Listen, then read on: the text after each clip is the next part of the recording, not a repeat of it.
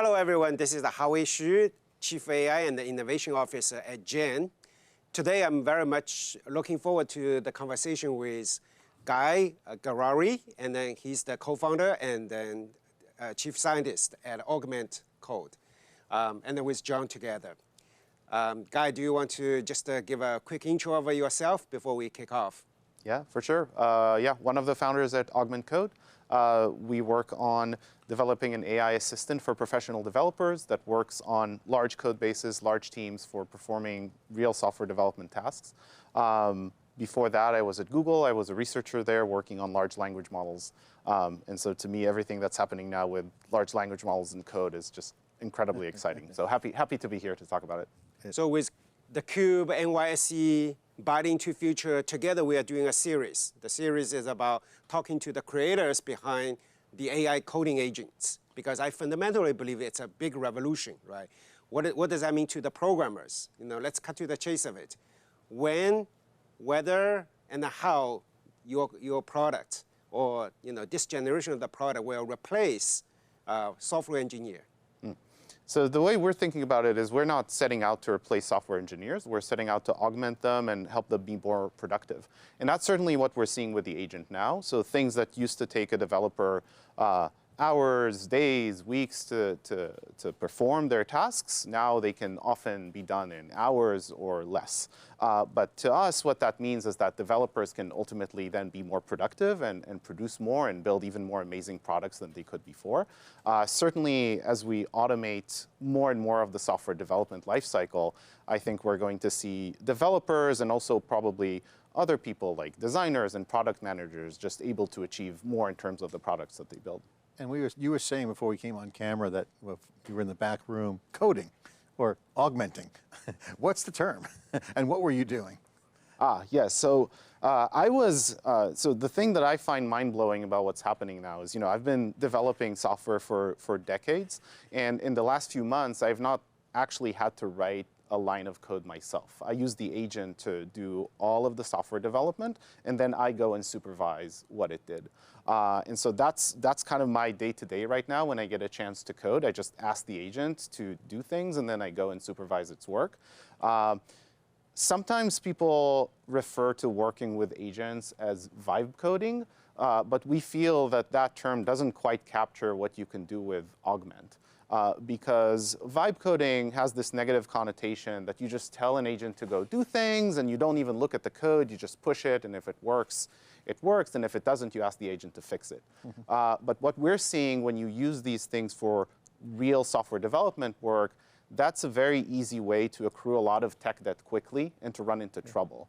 And so for us, we're using the agent as a tool to still produce high quality, well-architected code. You said you worked at Google. I was talking to a friend the other day and we're like, vibe coding is like, I feel lucky button. It's just random things happen, but Google was engineered, search, and I think that comes up a lot where vibe coding can be good for front end work, very low end, very low QA requirements.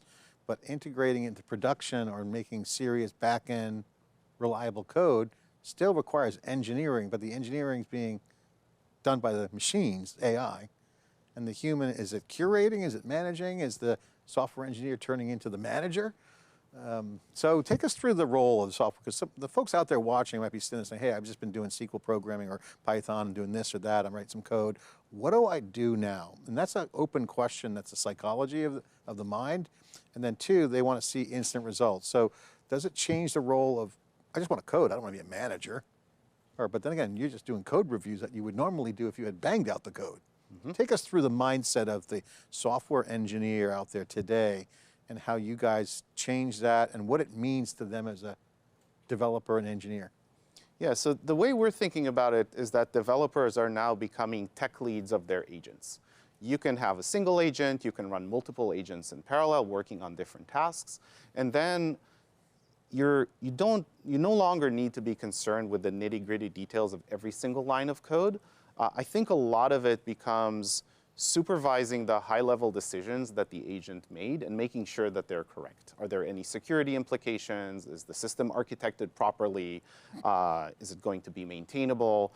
That still involves reading code and reviewing code and correcting the agent, but there's a lot, when you get into that mode, there's a lot less of worrying about, again, like every single line or every character in the code. So in some sense, you're just working with this thing at a higher level of abstraction than you did before, and you can also run multiple of them in parallel now. Yeah. So I use Augment, I like it a lot. But there are a lot of the people with the sort of, they are saying that, hey, the Augment or Cursor of the world, that they produce code, but that's like from junior engineers production.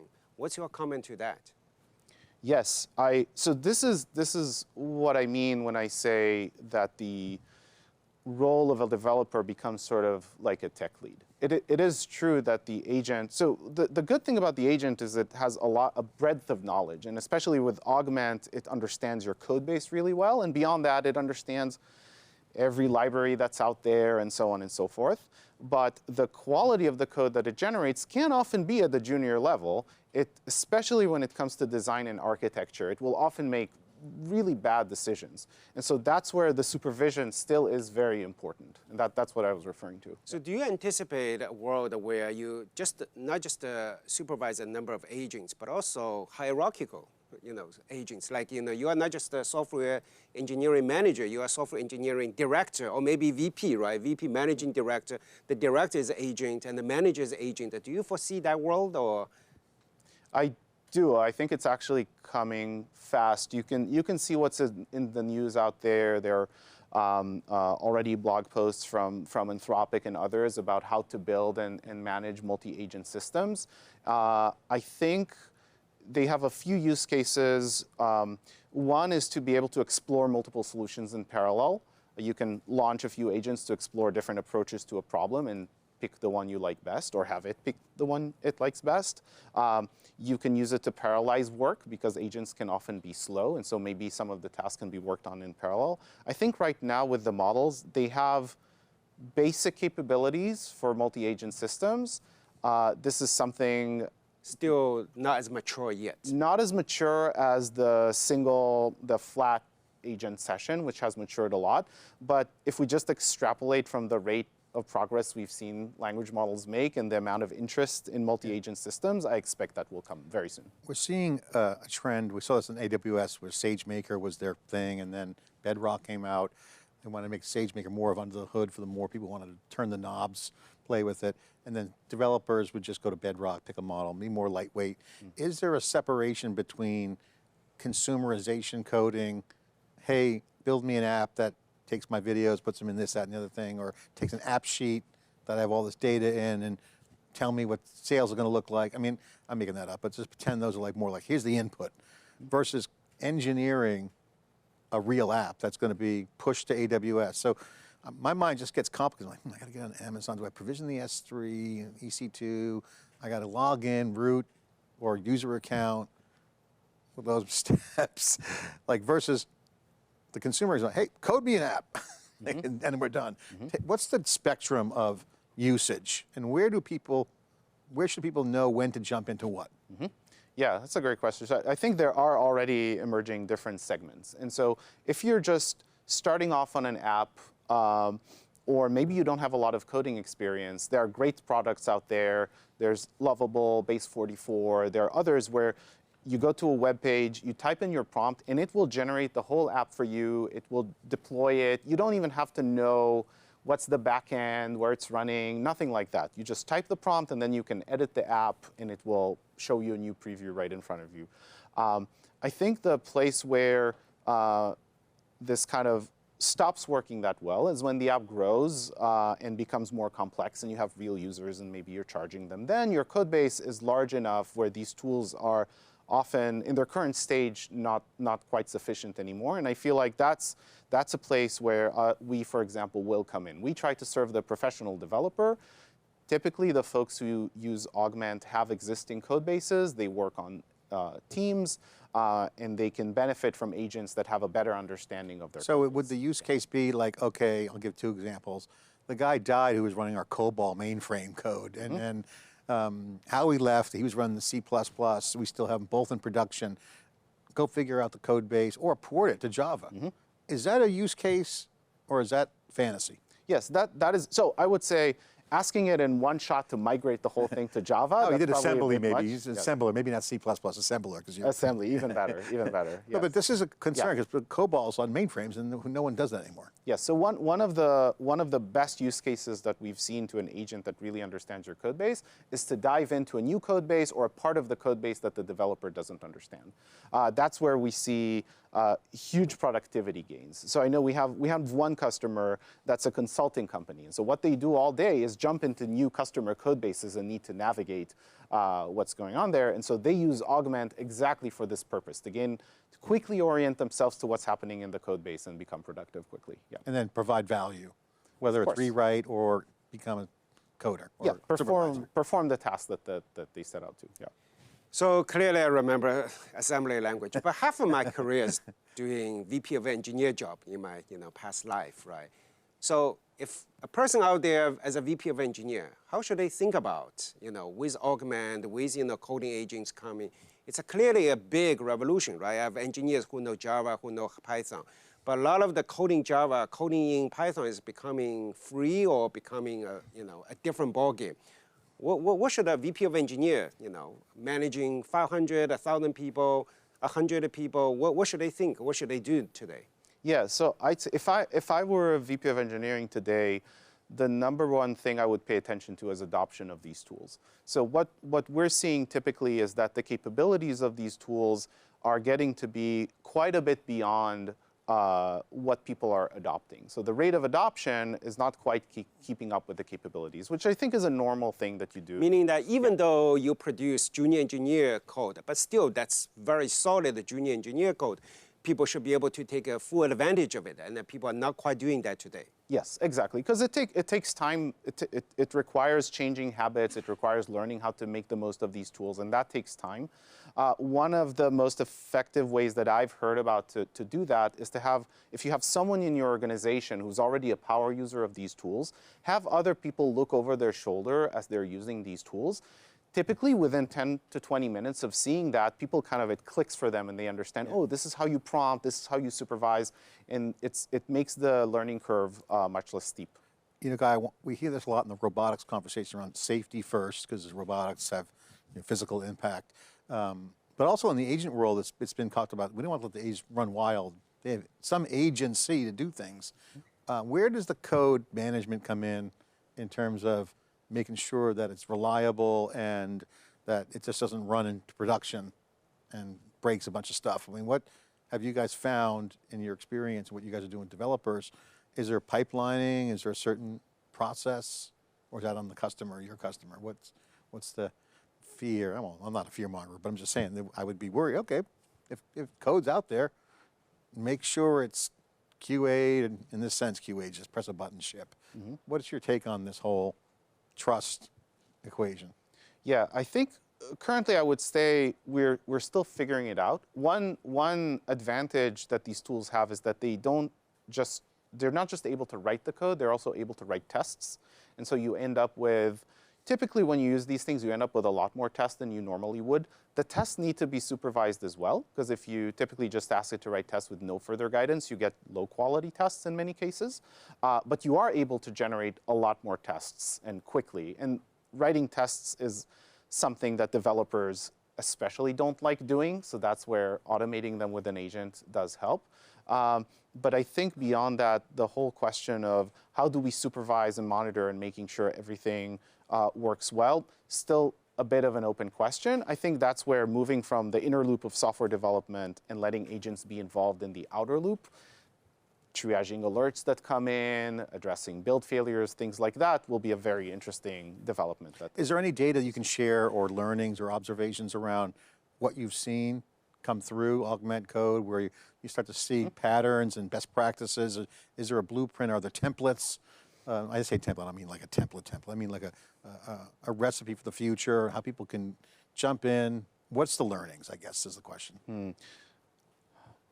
I think it's a bit early for me to share high-level learnings. What I can say is, what we've seen is that the agents are, so developers will often figure out how to use these agents to do coding, but they can actually do a lot more. So for example, one thing that these agents can do is you can say, we had this alert in production, please look through all the pull requests from the last week and try to identify which one may have caused this, for example. So that's something that if you're used to using agents just for coding, maybe it won't occur to you that they can actually do this. But because in Augment, in the product, we're integrated into GitHub, we're integrated into Linear, we're integrated in your Notion and Confluence, it's integrated with all these systems as well, so you can ask it to actually go and investigate failures, for example. Yeah. If you were a researcher now, I mean, because you had a research background, there's two questions to this. Research is key right now. We're seeing in some of the key AI native companies because that's having influence in the product. So that's one question. The second one is, if you were a researcher right now in college, how would you use Augment? So two questions. How is research impacting the product? AI research, I mean, AI research in terms of algorithms and whatnot. And then if you were in college, what would you do? If you were, would you just start building stuff or continue to do research and experiments? So I think in terms of how research is influencing the product, I see two tracks at which things are along which things are improving. One is intelligence. The models are getting more and more intelligent over time, and that of course takes a lot of effort into training them and optimizing them. The second track that we're seeing is the track of context. The models, no matter how intelligent they are, they're only as good as the context we provide them. And so at Augment, we're very good at providing context from the code base. But there are a lot of other interesting sources of context that are interesting. Like one is code history, specs, tickets, all these other things that developers use to do their day-to-day work. And we're seeing a lot of promise in utilizing all of that context to make the agents better. So that's How important is the Zoom call transcript? Yes, Zoom call transcripts, exactly. Slack. Are people already doing that with Augment?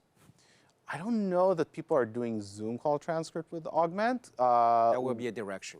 That will be a direction, yes. I think there's already a lot that's happening in Slack, even before we need to deal with the Zoom calls that we're just kind of at the Bitching and moaning about the code.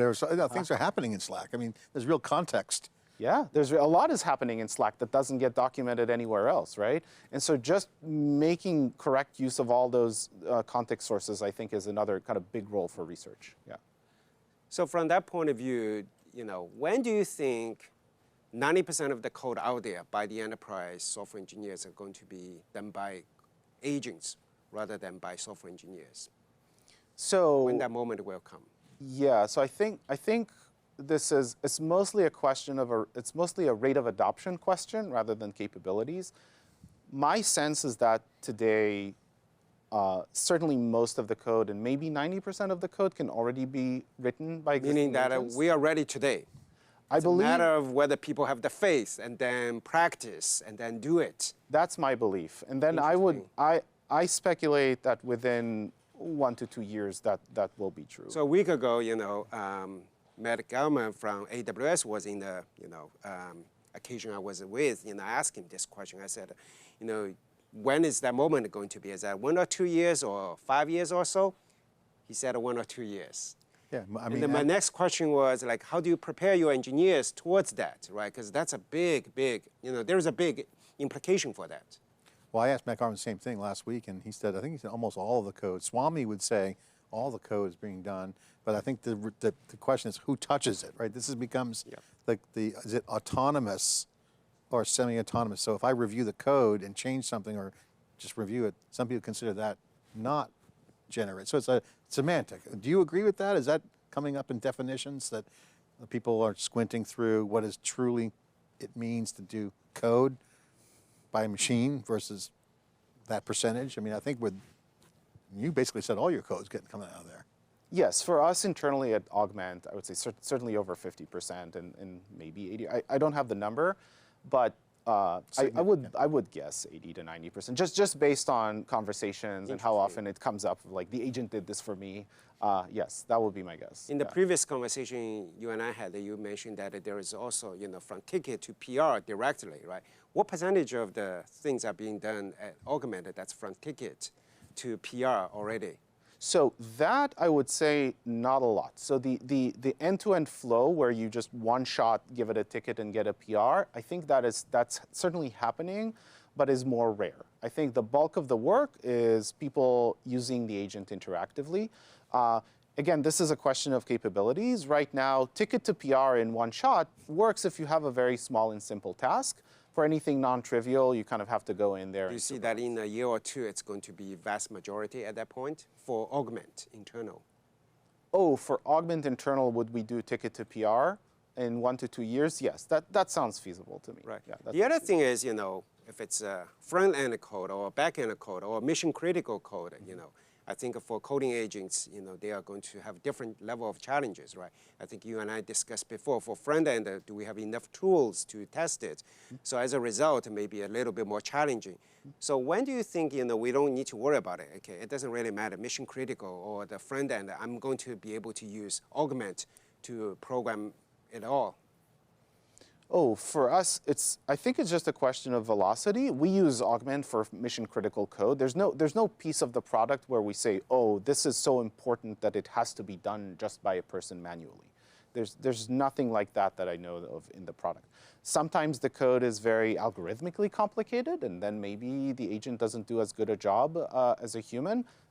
Those are the kinds of considerations that I think developers will usually make. It's not to us about whether it's mission-critical or not. What will be the future abstraction level for the software engineers, right? It was, assembly language before, then, Java, C, Python.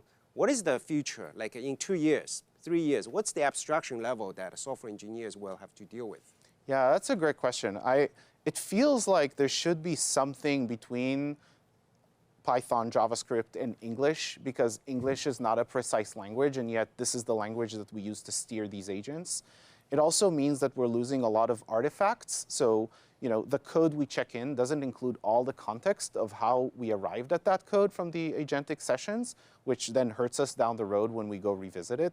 So it feels like there is a place here for something in between, but I don't know what that is. That's a great question. Another question I have for you is the one-person unicorn that Sam Altman, kept talking about.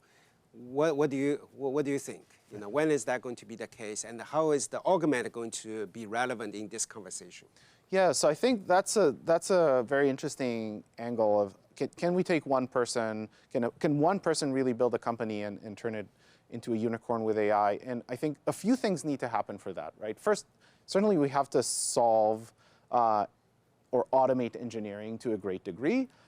We also need to automate other business functions like sales and marketing and so on. And these automations are all happening in parallel right now. I hear from friends who are entrepreneurs how they're using AI to automate different parts of their businesses, just like we at Augment are automating our engineering and software development. So to me, it seems completely feasible that we will see. People are using Augment or some other coding agents to program the MarTech, the new MarTech, sort of the SaaS or whatnot, right? Yes, I think one advantage that you have when you're starting now with AI is probably the code that's going to get generated is going to be somewhat more AI friendly, because models have been trained to generate small files, to decouple things in a proper way. And so if you can supervise the design, I think you end up with a code base that's potentially more AI friendly.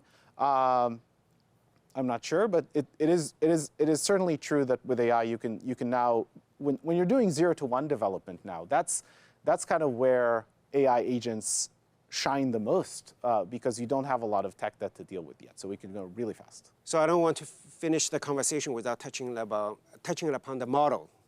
So Apple just recently published a paper, The Illusion of Thinking, right? Basically the idea is, the reasoning capability is not as much as people touted. I wonder, what's your comment? And also, is that relevant for the coding agent? Because one way to think about it is for coding agent, we have enough of the rewarding functions. Maybe it's okay. The reasoning capability is limited. We still can go pretty far. Can you shed some light on this? Yeah, so that was a very interesting paper. I think what they ultimately showed is that when you take a problem and you dial up the level of complexity of that problem, all the models that currently exist will at some point fail to solve the problem, while a human would succeed because they kind of understand the algorithm for solving the problem and they can just crunk through the algorithm. That's not a new phenomenon. I think they're shedding light on a known phenomenon, which I would call I would put this under out-of-distribution generalization. We're training the models to do a large set of tasks, but when we try to push them far beyond what they were trained to do in a certain direction, they will always failed. This has Model always cannot been- generalize for things outside of data. outside of the training distribution. The model can generalize to unseen tasks as long as they are similar enough to tasks that it's seen before, but not to things that are completely novel. The thing we're learning about code is that there's a whole lot of value within the training distribution.